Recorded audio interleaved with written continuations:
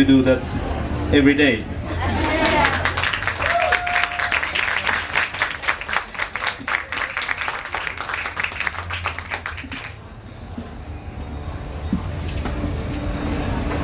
This is the short artist complex. This microphone tried to run away from me yesterday, and it's doing it again. This is part of dancing.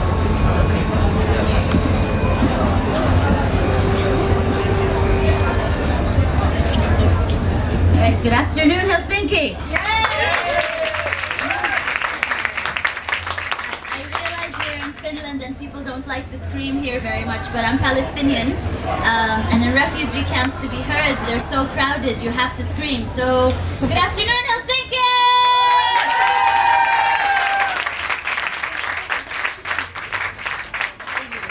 Very proud of you. Thank you for doing that.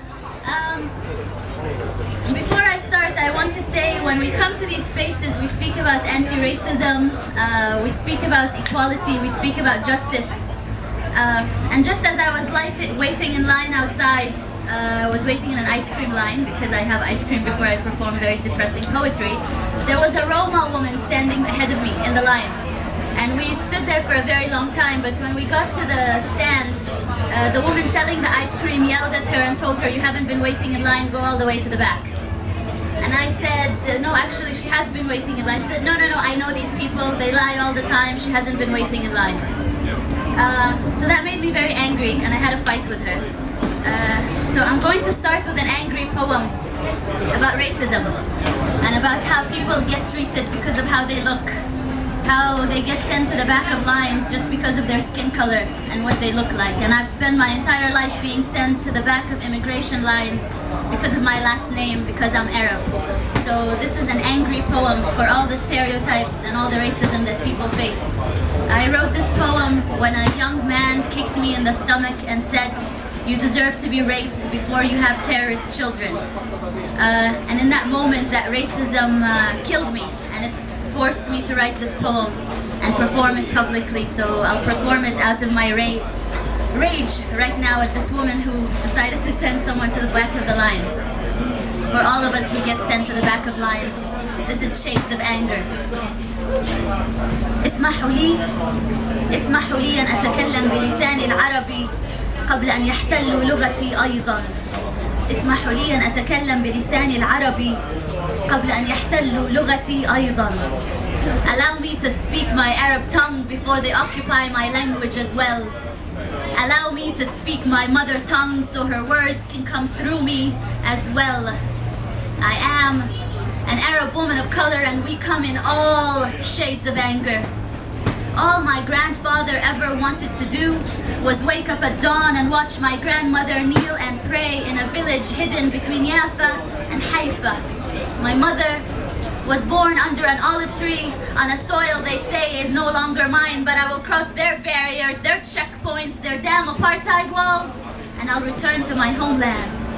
I am an Arab woman of color and we come in all shades of anger, but you tell me this woman side of me will only bring you your next terrorist, beard-wearing, gun-waving, towel-head sand nigger. You tell me I send my children out to die, but those are your copters, your F-16s, in our skies. And let's talk about this terrorism business for a second. Wasn't it the CIA that killed Allende and Lumumba? And who trained Osama in the first place? My grandparents didn't run around like clowns with white capes and white hoods on their heads lynching black people. So let me break it to you.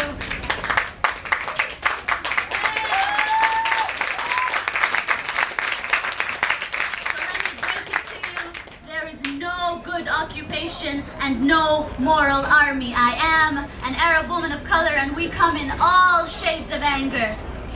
So who's that brown woman screaming in a demonstration? Sorry, should I not scream?